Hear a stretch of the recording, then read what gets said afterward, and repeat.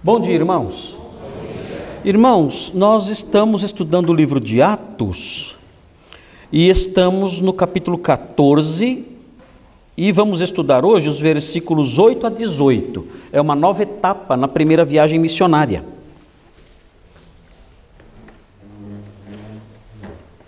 Então eu vou ler o texto aqui e os irmãos então acompanhem aí para... Se bem que nós já conhecemos, um pouquinho esse texto aqui, mas só para recordar o que vamos estudar hoje aqui. Vamos então ler Atos 14, versículos 8 a 18. Acompanhe aí a leitura. Fala assim: Em Listra, costumava estar assentado certo homem aleijado, paralítico, desde o seu nascimento, o qual jamais pudera andar.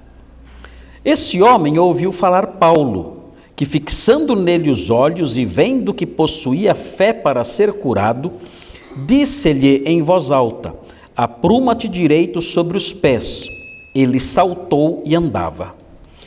Quando as multidões viram o que Paulo fizera, gritaram em língua licaônica, dizendo: Os deuses em forma de homens baixaram até nós. A Barnabé chamavam Júpiter e a Paulo Mercúrio, porque era este o principal portador da palavra. O sacerdote de Júpiter, cujo templo estava em frente da cidade, trazendo para junto das portas touros e grinaldas, queria sacrificar juntamente com as multidões. Porém, ouvindo isto, os apóstolos Barnabé e Paulo, rasgando as suas vestes, saltaram para o meio da multidão, clamando: Senhores, por que fazeis isto? Nós também somos homens como vós, sujeitos aos mesmos sentimentos, e vos anunciamos o Evangelho, para que destas coisas vãs vos convertais ao Deus vivo, que fez o céu, a terra, o mar e tudo que há neles, o qual nas gerações passadas permitiu que todos os povos andassem nos seus próprios caminhos. Contudo, não se deixou ficar sem testemunho de si mesmo, fazendo bem, dando-vos do céu chuvas e estações frutíferas, enchendo o vosso coração de fartura e de alegria. Dizendo isto, foi ainda com dificuldade que impediram as multidões de lhes oferecerem sacrifícios. Muito bem, está aí a história. Os irmãos devem se lembrar que nós dividimos essa história, para efeito de estudo, nós dividimos, como geralmente fazemos, em 3 pedaços, em 3 partes. Então, as 3 partes estão aí, dá para mostrar? Aí estão.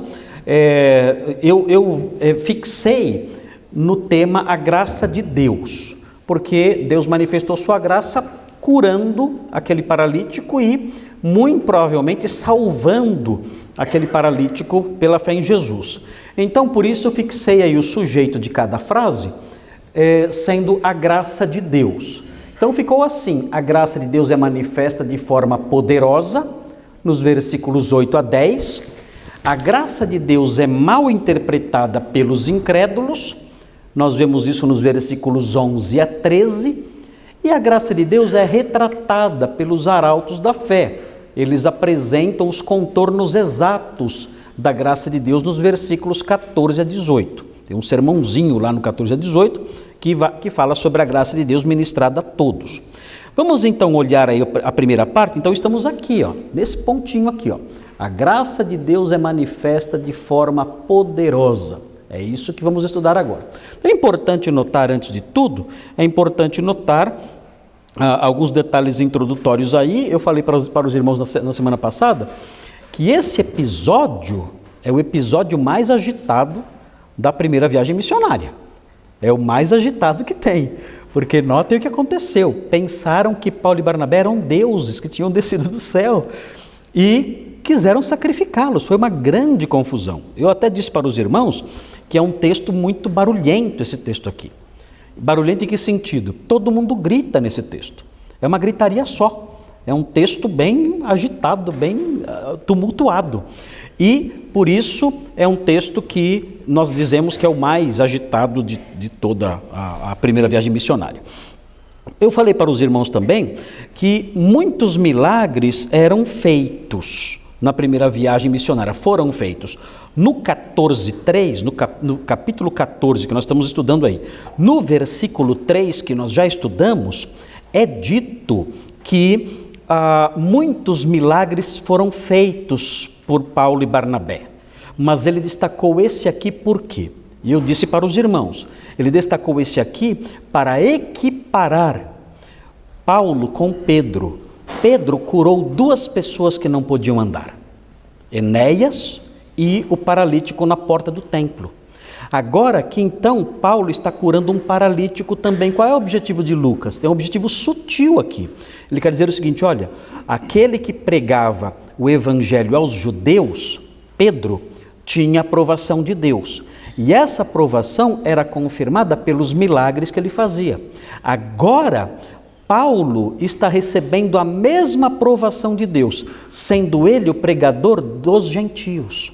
Então, Deus aprova a pregação aos gentios no mesmo nível em que ele aprova a pregação aos judeus. Isso era importante para quem? Para os crentes judeus, porque os crentes judeus tinham dificuldade de aceitar os gentios. Como é que nós sabemos isso? Nós sabemos isso pelo capítulo que virá depois. No capítulo 15, quando nós estudarmos o capítulo 15, nós vamos aprender isso. Quando Paulo chegou de volta a Antioquia, quando ele chegou ali dizendo que os gentios tinham se convertido, os crentes judeus ficaram bravos, eles não gostaram. Disseram, olha, então eles têm que ser circuncidados. Eles têm que ser circuncidados, eles têm que guardar a lei de Moisés. Porque não dá, isso aí, eles têm que se tornar judeus, prosélitos. Então houve uma confusão, porque para os judeus não existia salvação fora deles, eles têm que virar judeus. E então houve um grande debate em Atos 15, foi o primeiro concílio da igreja, para resolver uma questão teológica e prática. E aí disseram o seguinte, não, nada disso. Deus aprovou a pregação aos judeus e aprovou a pregação aos gentios. Então essas ideias não podem passar. E aí então rejeitaram a judaização dos crentes, rejeitaram isso. Para nós isso hoje é normal, mas na época foi um grande debate. Então Lucas aqui está dando sinais, está dando evidências, mostrando, olha, Deus aprovou o trabalho de Pedro entre os judeus e aprovou o trabalho de Paulo entre os gentios do mesmo jeito, da mesma forma, não há diferença entre os dois. Então muito importante isso aí, aprender isso, para que não haja distinções raciais dentro da igreja. Não existe na igreja uma raça melhor que a outra, isso não existe. E isso fica claro, Lucas deixa isso claro nesses sinais que ele aponta e depois no capítulo 15. Outro fator importante aqui, Listra teve convertidos? Parece que sim, teve sim. Se vocês olharem os versículos 20 a 22, dá uma olhadinha nos versículos 20 a 22, o texto não fala da conversão de ninguém no meio desse episódio todo, essa bagunça toda aconteceu aí, esse caos completo que aconteceu na cidade, o texto não fala sobre pessoas se convertendo, mas quando, mais na frente, os apóstolos foram rejeitados e até apedrejados, nós percebemos que havia ali um grupo de pessoas que tinha crido. Olha aí os versículos 20 a 22. Eu vou ler aqui rapidinho, 14, 20 a 22. Rodeando, porém, os discípulos, Paulo tinha acabado de ser apedrejado pelos mesmos que tinham tentado sacrificar para ele como se ele fosse um deus. Rapidinho. Primeiro ele era um deus, queriam honrá-lo e sacrificar a ele. Logo que ele falou que não era um deus e começou a pregar o evangelho, aí virou. Aí ele foi apedrejado. Então note, rodeando porém os discípulos, levantou-se e entrou na cidade. No dia seguinte partiu com Barnabé para Derbe. Então tinha discípulos em Listra. Pessoas creram. Na sequência, fala assim, e tendo anunciado o evangelho naquela cidade e feito muitos discípulos, aí em Derbe, né? Voltaram para Listra, Icônio e Antioquia. E vejam, fortalecendo a alma dos discípulos. ou seja, tinha discípulos nas 3 cidades, Icônio, Listra, Derbe, nas 4, né? E Antioquia. Então tinha discípulos em todas elas. Então igrejas surgiram ali. Nós dissemos para os irmãos em outras ocasiões, que são as igrejas da onde? Igrejas da Galácia. Então quando Paulo escreve aos Gálatas, ele escreve para essas igrejas aqui. Icônio, Listra, Derbe e certamente Antioquia da Pisídia também, que ficava na fronteira entre a Pisídia e a Galácia.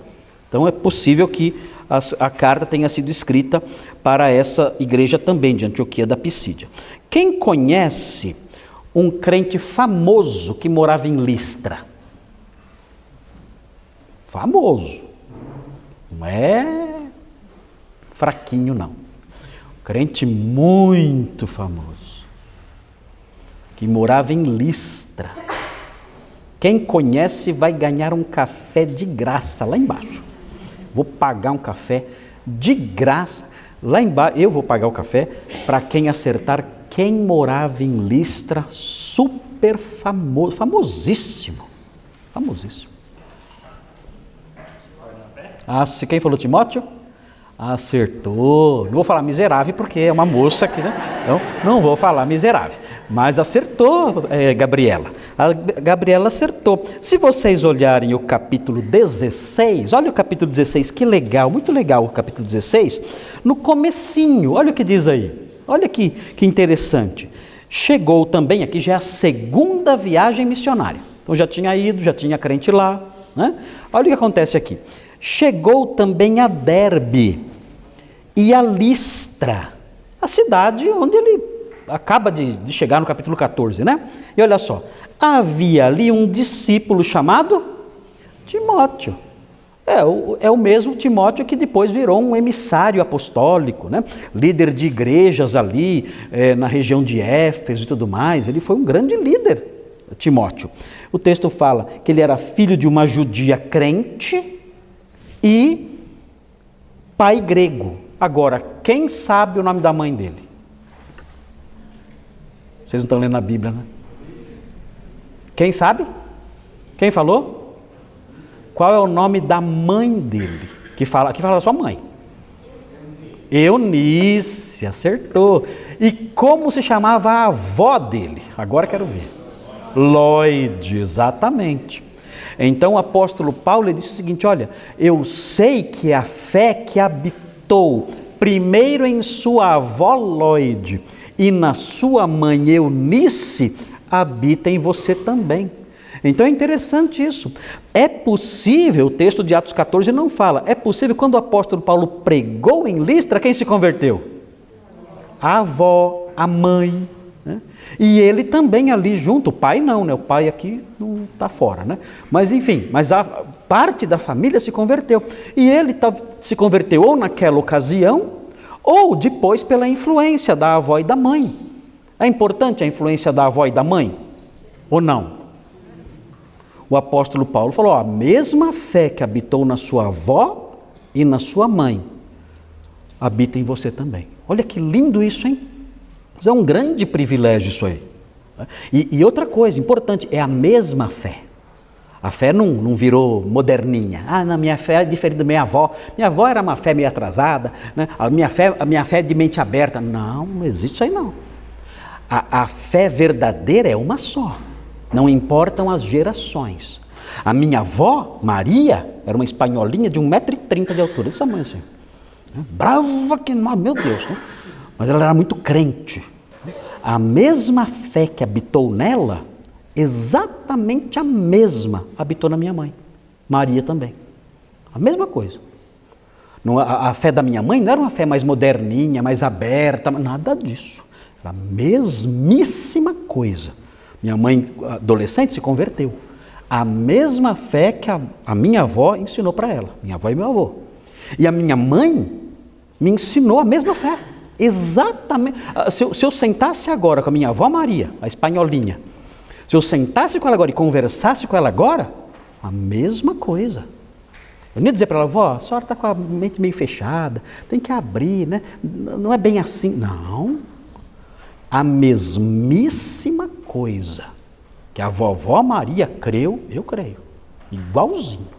A mesma ética cristã, os mesmos valores, o mesmo conteúdo da fé, exatamente a mesma coisa. Por quê? Porque é baseada em quê? Nas Escrituras. As Escrituras mudaram? Não.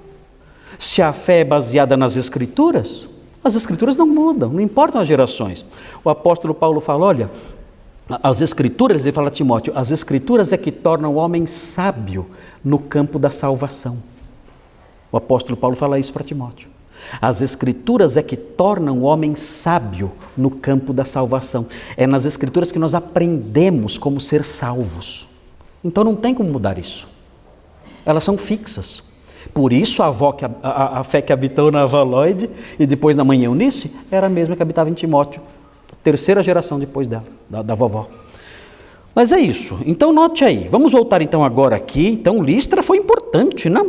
Para trazer, para ser a cidade de Timóteo, a visita a Listra foi boa. Paulo chegou lá fugindo, né? Fugiu de Icônio, correu para Listra.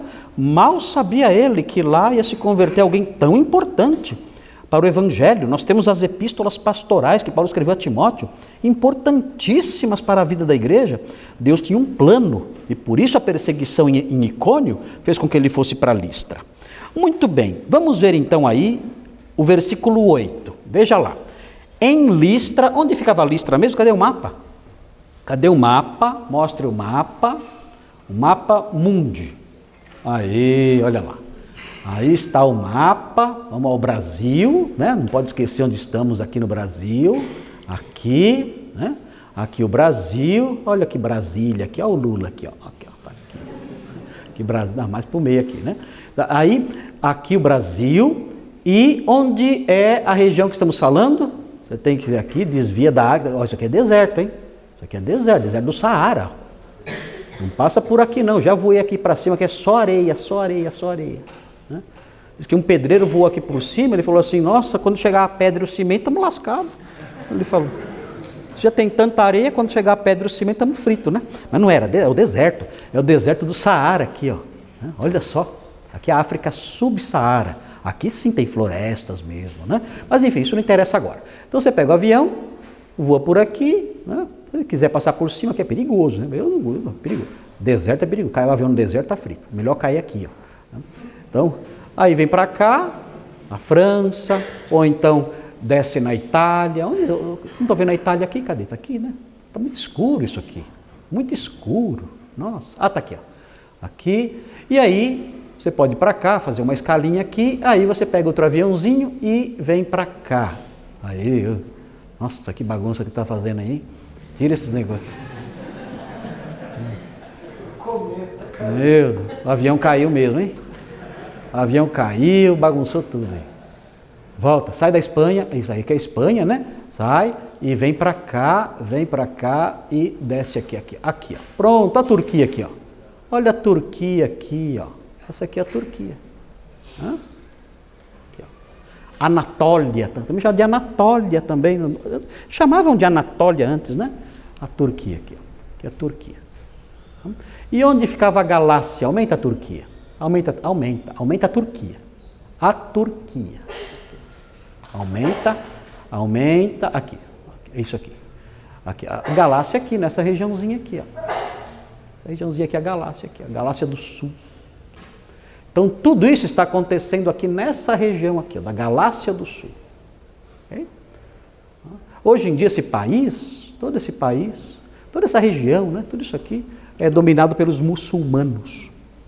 Não é mais, foi tudo cristianizado, mas a partir do século VII, os muçulmanos dominaram toda a região e nunca mais recuperou. Recuperou só, quer ver? Volta, fecha um pouco o mapa, diminui.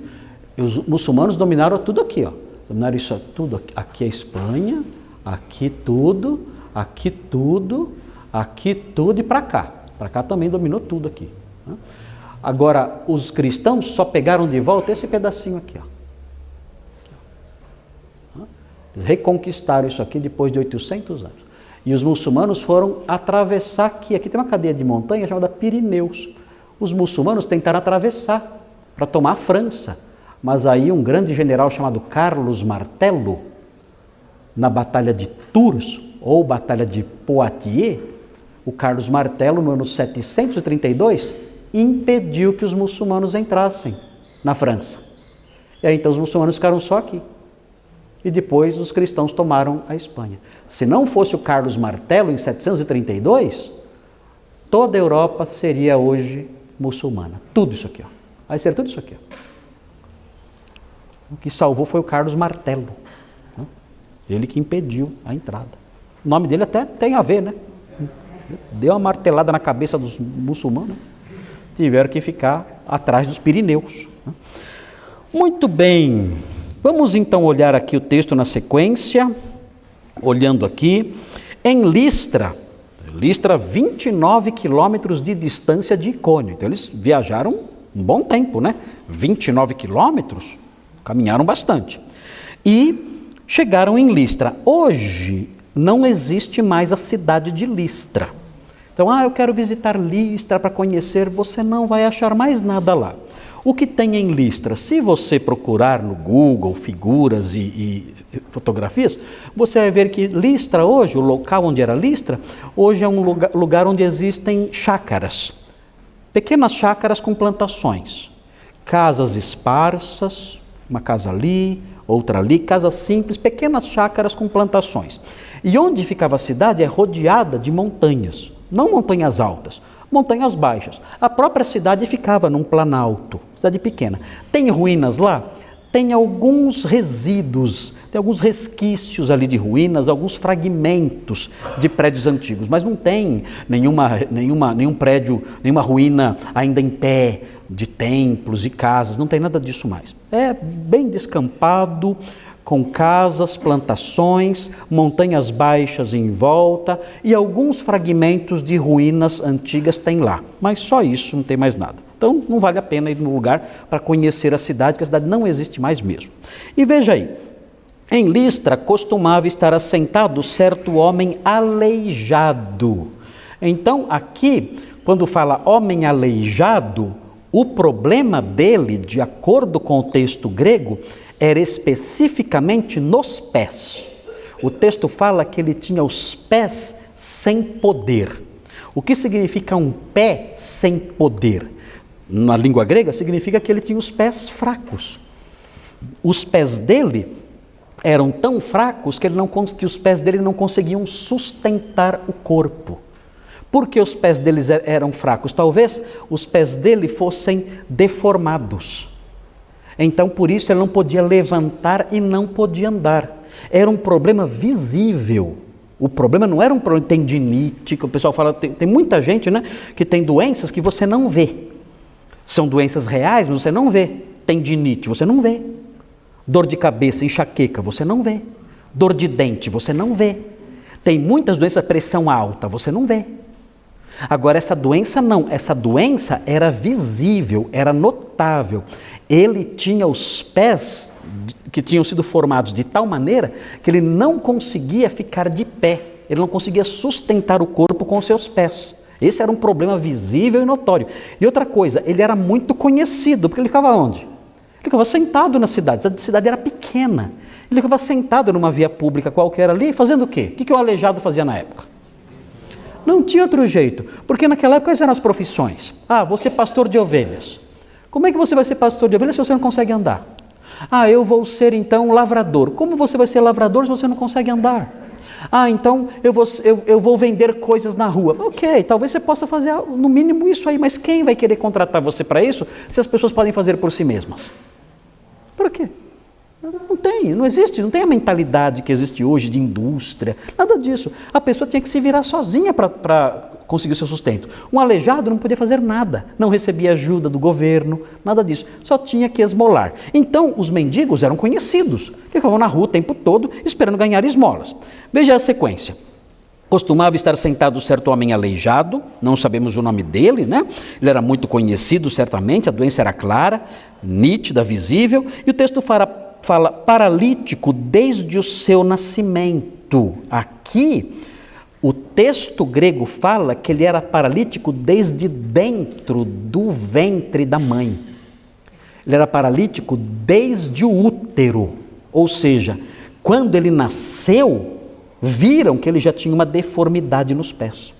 O problema era já de formação mesmo. Então, consequentemente, o texto fala, o qual jamais pudera andar. Ele nunca andou na vida, aquele moço. Nunca andou na vida. A deformidade já vinha de dentro do útero da mãe. Então, ele nunca pôde andar. Veja então agora o que fala o 9. Aí a sequência aqui. A sequência diz assim: esse homem ouviu falar Paulo. Olha aí. Esse homem ouviu falar Paulo. O texto fala o que o Paulo falou? Fala? Não. O texto fala que ele ouviu falar Paulo. Agora, dá para presumir o que Paulo falou? Ou não? O que Paulo falou? Olha, hoje grande tarde de cura e libertação. Foi isso que ele falou? Venham hoje aqui na praça, vai ter um grande evento de cura e libertação. Se você é aleijado, já olhou para ele, né? Se você é aleijado, se você tem problema financeiro, já olhou para todo mundo, né? Vai ter um grande evento. Foi isso que Paulo falou? Quem tem noção do que foi que Paulo falou? É claro. Aliás, se vocês olharem, quer ver? Olha só o versículo 15, para você descobrir o que Paulo falou. Olha aí, veja com atenção, veja quem descobre no versículo 15 o que Paulo estava falando naquela cidade. Tá aí ou não tá? Tá no 15 ou não tá? Tá. O que ele estava falando? O texto diz assim: e vos anunciamos o Evangelho. Então, nós descobrimos no versículo 15 o que Paulo estava falando no versículo 9. Agora, dá uma olhadinha no capítulo 13, volta um pouquinho para a gente ter uma noção mais clara, para a gente recordar o conteúdo dessa questão do Evangelho. Olha só, o 13:38. 13:38 vai mostrar exatamente o conteúdo do Evangelho. Quando ele fala assim, olha, eu vos anuncio o Evangelho, o que significava isso? O que era falar o Evangelho? Era convidar para um culto? Não. Convidar para o culto é certo? É certo. Mas é pregar o Evangelho? Não. Se eu disser assim para alguém, olha, Deus tem um plano maravilhoso para a sua vida, isso é pregar o Evangelho? Não. É bonitinho, é fofinho, né? É o Evangelho dos Teletubbies, para quem lembra, né? É o Evangelho dos ursinhos carinhosos. Mas não é Evangelho coisa nenhuma. Que história é essa? Deus tem um plano maravilhoso para a sua vida. Que bobagem é essa? Não tem nada a ver. Aliás, é o que vive falando hoje em dia, né? Deus tem um plano maravilhoso. Jesus chegou assim para Pedro, quando perguntou para ele se ele amava, né? Você me ama? Pedro falou, te amo, passei das minhas ovelhas, tal, né? Perguntou 3 vezes. No final, Jesus falou assim, olha, Deus tem um plano maravilhoso para a sua vida. Vai ser assim o plano maravilhoso que Deus tem para a sua vida. Quando você for velho, você vai ser amarrado e vai ser levado para um local onde você vai ser executado. Tá? Então, um plano maravilhoso para a sua vida. Vocês acham? Engraçado que os coachings não falam desse texto, né? Esse texto. Olha que plano maravilhoso. Agora que você é novo, você se levanta e vai para onde você quiser. Quando você for velho, então você vai envelhecer. É um plano maravilhoso, né? Você vai envelhecer, garantido. Por isso que Pedro cantava quando estava preso. Porque ele sabia, não, vou ficar velho, eu sei. Então, ele sabia que ia ficar velho.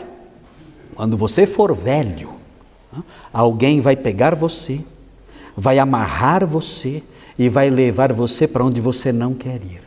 E você vai ser executado. É isso. E ele falou isso explicando como ele morreria.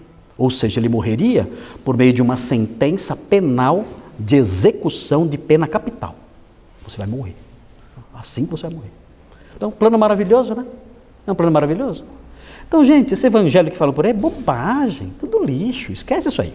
O que é evangelho mesmo? Veja aí, no texto aí de Atos 13, né? Atos 13, tem aí a explicação bem sucinta do apóstolo Paulo no versículo 38 e 39. Então é Atos 13, 38 e 39. Sempre que você fala assim, mas o que eu tenho que falar? Você vê que esse versículo aqui, olha aqui. Tomai, pois, irmãos, conhecimento de que se vos anuncia remissão de pecados por meio deste. O que é remissão? Perdão. Quem é, quando fala por meio deste, quem é este? Então o que é o Evangelho? Olha, o Evangelho anuncia perdão de pecados por meio de Jesus. Isso é Evangelho. O Evangelho anuncia perdão de pecados por meio de Jesus. É importante isso? Sim. Por quê? Porque o pecado separa o homem de Deus e o condena à perdição eterna. Isso é muito sério. Pecado não é só um problema moral. Quem dera. Problema moral você resolve simplesmente ensinando a pessoa. Só isso aqui é errado, isso aqui é feio, dá um castigo lá, né, e tal, está resolvido. Mas o pecado não é só isso. O pecado é um problema judicial. E não é um problema judicial humano, é um problema jurídico, judicial diante de Deus. O pecado gera culpa, é um crime que gera culpa. E a culpa de um crime diante de Deus tem que ser aplicada a pena. E qual é a pena para o pecado? O salário do pecado é a morte. E isso é terrível. Então o Evangelho é uma boa nova. Por que é uma boa nova? Porque o Evangelho anuncia o perdão do crime que leva à condenação. É por isso que é Evangelho. Como? Por meio de Jesus. Por meio de Jesus, pela fé em Jesus, o crime, a culpa do crime é cancelada. Isso é Evangelho. Veja a sequência. E por meio dele, diz o texto, todo que crê é justificado, é tornado justo. Antes era criminoso, agora é justificado, é justo. Por meio dele, todo que crê. Olha que boa nova. É pela fé só. Aquele que crê em Jesus é perdoado. E olha só, é perdoado de todas as coisas das quais vós não pudestes ser justificados pela lei de Moisés. Guardando a lei de Moisés, você não consegue o perdão. Não.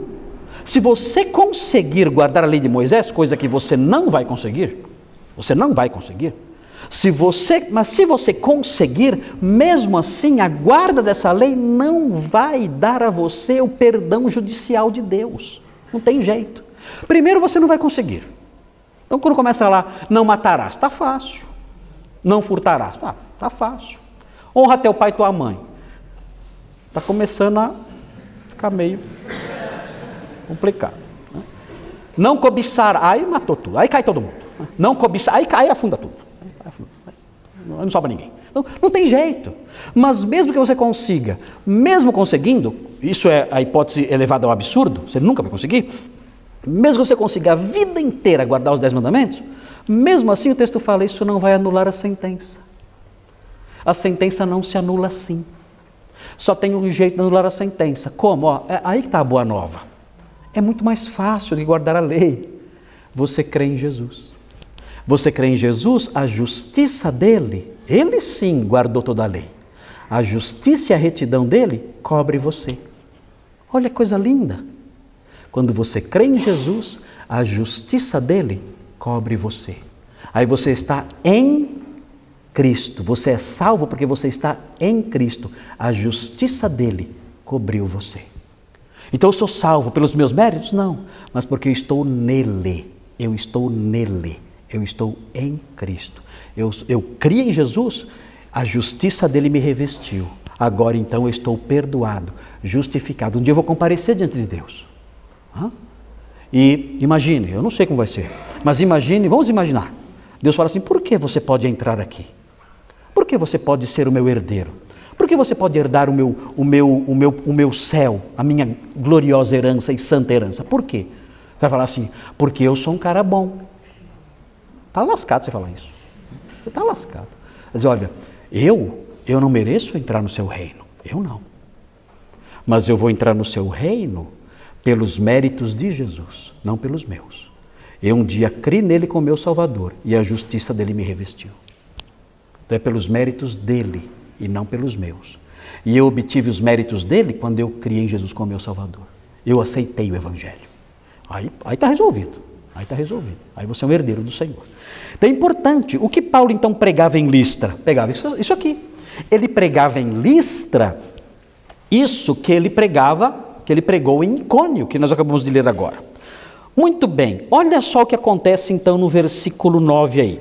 Ele ouviu o que Paulo dizia. E Paulo dizia o quê? Ele falava do Evangelho. E o que é Evangelho? Aprendemos agora no capítulo 13. Agora veja, enquanto ele ouvia falar Paulo, olha só, olha o que aconteceu. Paulo, fixando nele os olhos e vendo que possuía fé para ser curado, como é que é isso aqui? Paulo olhou para ele, para o aleijado, ali. O aleijado estava lá sentado ouvindo, até porque não podia sair de lá, né? Tinha que ouvir para onde? Se alguém carregasse, não, você vai ter que ficar sentado aí, quieto, ouvindo. Não tinha jeito de fugir, podia sair correndo, né? Quieto aí, né? E Paulo olhou para ele. E olhou para ele, Paulo percebeu que ele tinha fé. Como é que pode isso? Como é que ele percebeu que tinha fé? O que aconteceu? O texto não fala, né? Mas assim, eu acho, agora eu vou falar o que eu acho. Vou falar o que eu acho como pregador que eu sou. Eu sou pregador há muitos anos. 40 anos já que eu sou pregador. Então o que acontece? Os pregadores, pastor Thomas também é pregador há muitos anos. Pregou até em Grão-Mogol, né, no meio lá de pessoas bem simples, né, pastor? Contextos difíceis demais, né, de pregação. Como esse contexto aqui de Listra, pessoas difíceis, pessoas que não conhecem nada. Pastor Thomas pregou num contexto assim também, chegando, Grão-Mogol tinha evangelho, né, mas tinha outras comunidades que não tinha, né, era bem atrasado, era bem difícil, né. Carol nasceu, acho que lá no meio, não, né, você nasceu em um lugar mais desenvolvido, né, a Carol, mas nasceu aqui, né, mas enfim, mas o Thomas achou a Carol lá, né? Lá em Grão-Mogol. Né? Carol já era crente já. Mas era um contexto difícil. E o pastor Thomas acho que vai concordar comigo. Nós, os pregadores, nós percebemos a reação das pessoas. Nós percebemos. Nós percebemos quando alguém está com raiva. A pessoa está lá.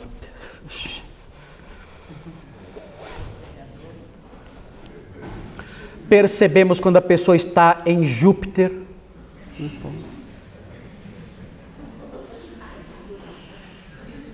Ou então assim, né?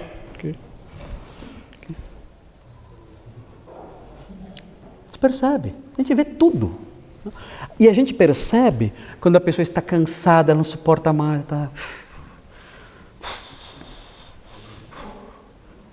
Esses sinais todos, né?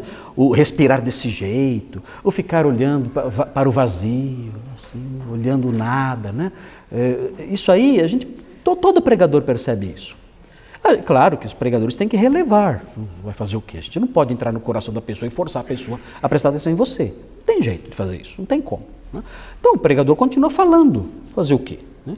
Se essa reação é de todo mundo com essa reação, é claro que isso aí causa um impacto enorme sobre o pregador. Que ele percebe, meu Deus, eu estou falando para as paredes. Já aconteceu comigo já umas 2 ou 3 vezes isso. De eu estar falando e as pessoas estarem conversando e distraídas, e eu parei de falar. 3 vezes não, acho que já umas 30, eu acho. É que eu guardo bem que quando essa reação é geral, eu falo, bom, ou tem alguma coisa errada comigo, ou alguma coisa errada com as pessoas. Ou eu estou sendo um péssimo comunicador, ou as pessoas estão sendo péssimas ouvintes, até porque talvez não sejam acostumadas, não sei, né? Mas quando essa reação é geral, geralmente eu paro. Eu paro e falo assim, olha irmãos, foi um prazer estar aqui. Quando eu falo isso, irmãos. Então não volta atenção. Foi um prazer estar aqui, mas eu vou parar de falar, porque eu percebo que os irmãos não estão interessados no que eu estou dizendo. Agradeço o convite, muito obrigado, mas eu encerro aqui a minha palestra. Obrigado, até logo. Até mais. E sento. Normal.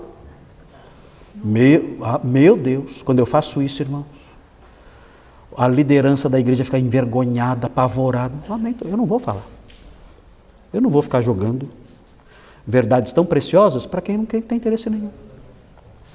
Outras vezes eu não faço isso, eu falo assim, olha, se vocês não prestarem atenção, eu vou embora. Aí muda, geralmente muda quando eu faço. Se vocês não prestarem atenção, eu vou embora. Aí muda. Todo dia dei bronca nos pastores, estava um monte de pastor atrás de mim. Eu falei, vocês também.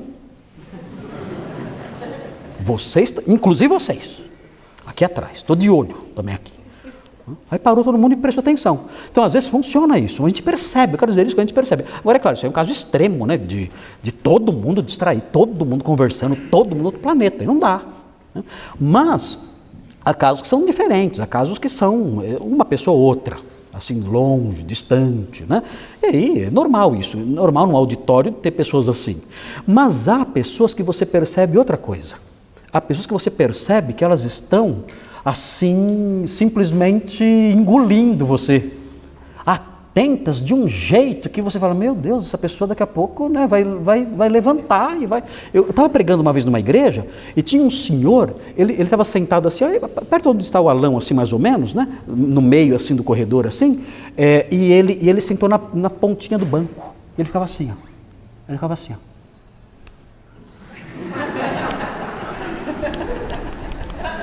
Nossa, esse homem vai ter um ataque, né? Mas ele estava tão envolvido, você percebia que ele não estava ouvindo com o ouvido, ele estava ouvindo com o corpo inteiro. Ele estava ali, ele estava vibrando. Eu falei, esse homem vai levantar, ele vai dar um berro daqui a pouco aqui. Porque parecia que ele estava torcendo para o time dele. Isso é uma torcida de final de Copa do Mundo. E ele ali torcendo desse jeito. Então é interessante observar isso. E há pessoas assim. Eu acho que aqui o que aconteceu foi isso. Acho que Paulo percebeu que o paralítico, ele estava simplesmente bebendo aquilo tudo. Acho que ele viu que o paralítico estava olhando para ele, quase que pedindo, fala mais, fala mais. Isso que você está dizendo agora é fantástico. Eu tenho que ouvir isso. É maravilhoso o que você está falando, eu quero ouvir mais. Eu acho que foi isso que Paulo percebeu. Não é que Paulo conseguiu ler o coração dele, eu acho. Acho que não foi isso. Ele viu que ele possuía fé para ser curado, talvez pelo semblante dele, a atenção que ele estava dando. O texto não fala, estou presumindo aqui. Acho que é possível isso. O que vocês acham? Faz sentido, não faz? O texto não explica. Agora, note bem, olha só o que fala. Que fixando nele os olhos e vendo fé que possuía para ser curado. Quem tem outra tradução? Aqui a minha tradução fala que ele possuía fé para ser curado. Quem tem outra tradução? Tradução diferente. Em vez de curado, outra palavra. Deu calor agora. Tem outra? Ninguém tem outra? Todos são curado? Que curioso isso, né? Porque assim, literalmente, presta atenção, literalmente, na língua original que o Novo Testamento foi escrito, o Novo Testamento foi escrito em grego koiné, é o grego comum, né? O grego falado pelas pessoas ali no dia a dia. O texto escrito no grego koiné, que é o texto de Lucas mesmo, fala que ele possuía fé para ser salvo. Não fala curado, fala salvo. Agora, essa tradução está errada? Quando traduz o verbo, né, o verbo sozo, em vez de traduzir como salvar, traduzir como curar, está errado. Assim, não está errado, porque na Bíblia o verbo sozo, ele pode ser traduzido nesse sentido também. Então quando Jesus falava assim, olha, a sua fé te salvou, quando ele curava alguém, isso pode muito bem ser traduzido como a sua fé te curou. Então depende do contexto imediato em que o verbo é pronunciado. Ele cura uma pessoa e fala, a sua fé te salvou, a sua fé te curou. Outra coisa, lembra aquele texto que fala assim, olha, a mulher não pode exercer a autoridade de homem e tudo mais, não pode falar na igreja, aquele texto que todas as feministas têm raiva, né, que fala que Paulo era machista. Então, assim, o apóstolo Paulo fala assim naquele texto, fala assim, olha, a mulher, porém, ela será salva pela criação de filhos. Ué, então para a mulher ser salva, ela tem que crer em Jesus e ser mãe. Amém? Não? As moças que não têm filhos têm que casar logo, porque senão vai tudo para o inferno. Porque a salvação é só pela fé em Jesus e por ter filhos, de acordo com o texto de Paulo. Ela será salva pela criação de filhos. As mulheres solteiras, olha, lamento muito. Vai tudo para o inferno. Por quê? E o que eu fiz? É solteira. Vai para o inferno. Não tem cabimento isso. Então o que significa a mulher será salva? Naquele texto significa o quê? Que ela terá os efeitos da queda neutralizados. Ela será salva dos efeitos da queda, criando filhos. Você quer ser pastora? Tenha filhos. Você vai ter uma congregação. Simone teve três pessoas na congregação dela. Pastoreou as 3. Foi uma bênção. Você quer ter um ministério pastoral de ensino e de impacto sobre o reino? Quero. Tenha filhos e crie seus filhos na verdade. Está aí o seu ministério, está aí sua congregação, está aí sua igreja. Vai em frente. E é muito mais difícil do que o ministério pastoral na igreja, porque é 24 horas, é dia e noite, e com criança, cabeça dura. Criança, é difícil. E é um ministério que é, meu Deus, até crescer aqueles bichinhos lá. Então, um grande ministério. Paulo fala, olha, Deus vai salvar você do efeito negativo da queda, que são essas limitações todas. Ele vai salvar você disso por meio da criação de filhos. Então, as mulheres que estão aqui, todas elas têm um chamado para o ministério. Todas. Para serem pastoras. Todas as mulheres aqui. Onde? Serem pastoras dos seus filhos. Você não é sua mãe. Se você é crente, você não é sua mãe. Mãe até bicho é. Criar, até bicho cria. Isso é normal. Você é pastora da casa. Você é uma pastora ali cuidando daquele rebanhinho lá. E você vai responder por aquelas pessoas que você pastoreou. Se você pastoreou mal, pastoreou bem. Muito sério isso aí. E é importante que as mulheres levem isso a sério. Mas estou dizendo isso, esse parênteses, para mostrar o sentido da palavra sozo, do verbo sozo, salvar. Salvar pode significar várias coisas, dependendo do contexto. Então aqui o apóstolo Paulo, ele fala assim, olha, o Lucas fala assim, Paulo fixou nele os olhos e viu que ele possuía fé para ser curado, ou para ser salvo. Qual seria a melhor tradução? Vocês acham? Eu não quero criticar o tradutor aqui, mas eu acho que considerando o que Paulo estava falando, ele estava falando sobre o quê? Sobre cura ou sobre evangelho? Sobre evangelho. Então eu acho que ele viu naquele homem fé para ser salvo. Se ele estivesse falando sobre cura, eu acho que não era a pregação dele. Ele não chegou lá e falou assim, olha, você tem que ser curado, só que crê em Jesus você vai ser curado. Mas não era esse o conteúdo da pregação do apóstolo Paulo, acabamos de ver. A pregação do apóstolo Paulo, o conteúdo dela não era esse. Ainda que ele fizesse isso, claro que ele fazia isso, ele fazia essas coisas. Mas o conteúdo da pregação era o evangelho. Então acredito que ele viu naquele mendigo fé para ser salvo. Acho que a tradução, o texto usa sozo, salvação, salvar, eu acho que é melhor aqui. Mesmo porque para ser curado não precisa de fé, para quem recebe a cura. Isso, esse é um outro fator importante. A Simone falou agora assim, olha, até porque para ser curado, a pessoa que recebe a cura nem sempre precisa ter fé. Às vezes quem tem que ter fé é quem? É o operador do milagre. Não quem está doente. Aliás, é curioso, na Bíblia não existe um padrão. A pessoa sempre é curada pela fé, mas nem sempre é a fé do doente. Muitas vezes é a fé da pessoa que exerce, que ministra aquela cura. Então não há um padrão fixo. Então quando você ouve aí as pessoas falando, não foi curado porque não teve fé, isso é malandragem. Isso é malandragem. Porque Deus, no Novo Testamento, ele usa a fé do doente E outras vezes usa a fé da pessoa que faz. Então não há um padrão. Então, se alguém falar assim para você, você não foi curado porque você não teve fé. Quem teve fé foi você. Foi você que orou e não aconteceu nada. Você que não teve fé. Porque é uma moeda que tem dois lados. É uma faca de dois gumes. Então, nós não podemos fixar um padrão quando a Bíblia não fixa. Aliás, em Atos, as curas são feitas pela fé de quem? Dos pregadores. Olha, dá uma olhadinha, quer ver? Dá uma olhadinha no capítulo 9. Capítulo 9. Olha só, no capítulo 9, a cura de Enéas. Enéas, capítulo 9, 32. Olha o que fala no 9, 32. Fala assim: passando Pedro por toda parte, desceu também aos santos que habitavam em Lida. Aqui é Atos 9, 32.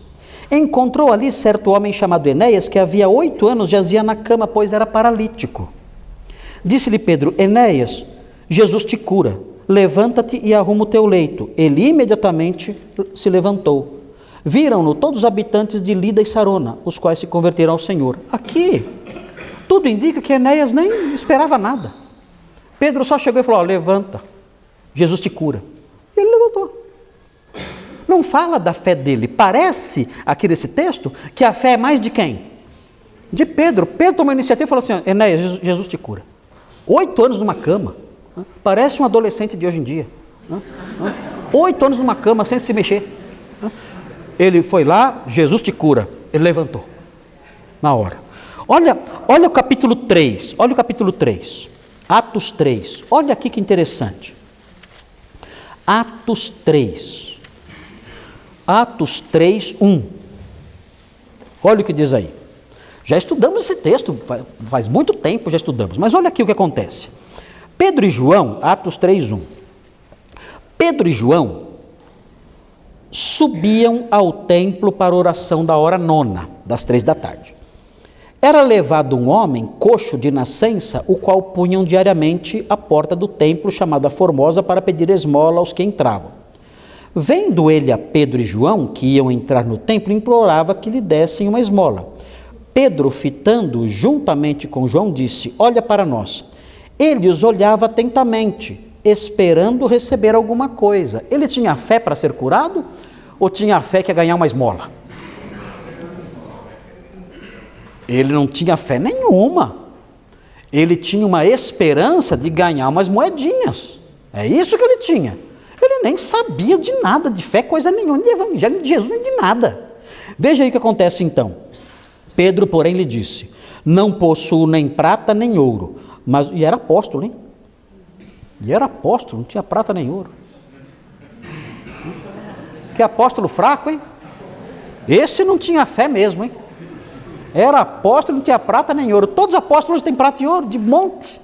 Não estou entendendo, está muito fraco esse... Olha, vamos parar de pregar a Bíblia, porque está tudo errado na Bíblia. Apóstolo que não tem prata nem ouro. Não é possível isso. Mas tudo bem, vamos seguir em frente. Não possuo prata nem ouro, mas o que tenho, isso te dou. Em nome de Jesus Cristo Nazareno, anda.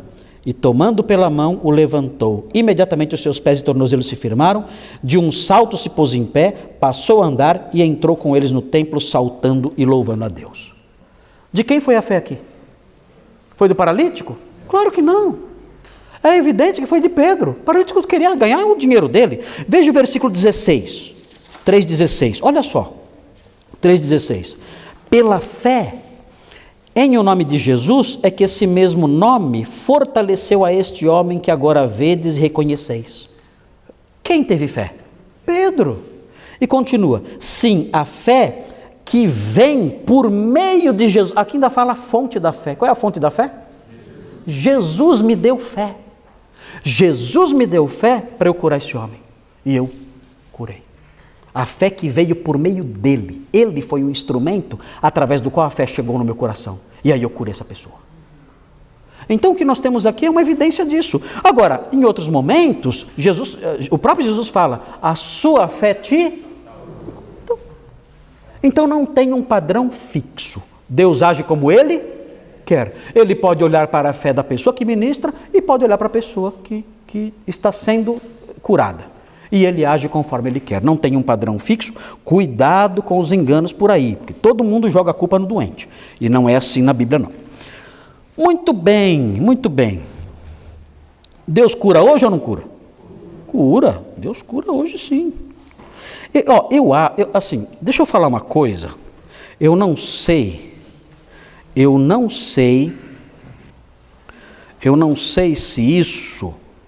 se isso é certo, mas eu vou falar o que eu acho.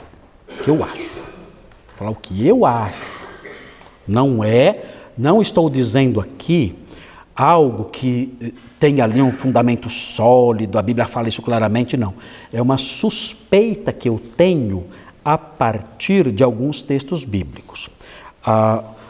O apóstolo Paulo fala do dom da fé, é uma dádiva de Deus. Então, o que eu acho? Eu acho que, em algumas ocasiões especialíssimas, Deus concede uma fé especial para o seu servo. Ele é acometido de uma onda de fé gigantesca em que ele sabe, Deus vai fazer. O Senhor concede essa fé a ele. É algo que vem por meio de Jesus. E ele então é invadido por uma confiança inabalável, tão grande, tão gigantesca, que ele fala para Enéas: Enéas, Jesus te cura, levanta já. Acabou. E Enéas dá um salto. Eu acho que isso acontece. Porque quantas pessoas tinham aleijadas lá na época?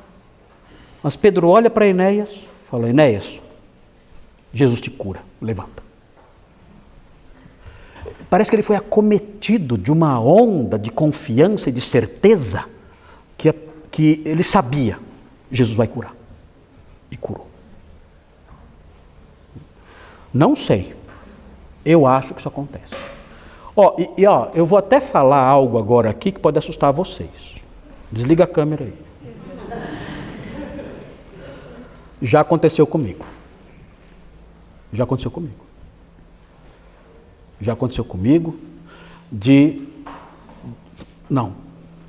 Senhor, tem misericórdia, cura essa pessoa. E na hora, sumi. Já aconteceu comigo. Não sou pentecostal, tenho até raiva de pentecostal, mas não tenho raiva de pentecostal, tenho raiva de pentecostalismo. Mas eu sei que o nosso Deus é um Deus poderoso. Agora, isso aconteceu comigo uma vez ou duas, na minha vida toda. Mas eu acredito que essas coisas, o Senhor muitas vezes, ou muitas vezes não, né? Mas eventualmente, Ele concede aos seus servos essa convicção gigantesca. E ele fala e ora e Deus age. É o dom da fé. Fala, João Paulo.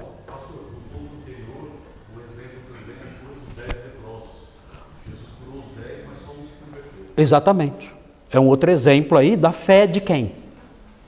Da fé de um só, mas todos foram curados. É um outro exemplo disso aí.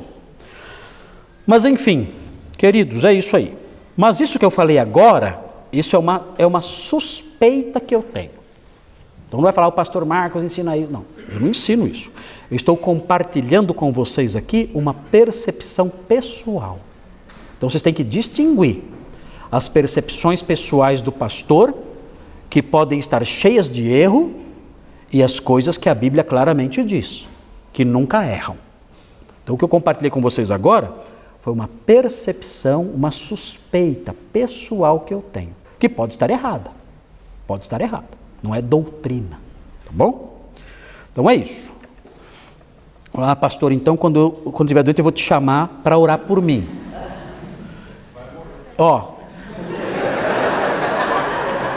A maioria dos que eu orei morreram. Já vou avisando. A maioria que eu oro morre. Então não vai nessa não. Tá? Já aconteceu de eu orar para alguém que está morrendo e a pessoa se levantar na hora? Já aconteceu. da pessoa estar morrendo, dando os últimos suspiros, eu cheguei, membro aqui da igreja. A velhinha já, a família veio para se despedir, todo mundo ali chorando. Eu fui lá, orei por ela, me despedi dela e voltei para a igreja para pregar aqui. Cheguei aqui na frente e falei: irmãos, a irmã fulana está morrendo, orem pela família. Acabou o culto, me ligaram: pastor, a mulher está cozinhando aqui. Está fazendo jantar para todo mundo. Falei: você está de brincadeira. Pastor, o senhor foi embora?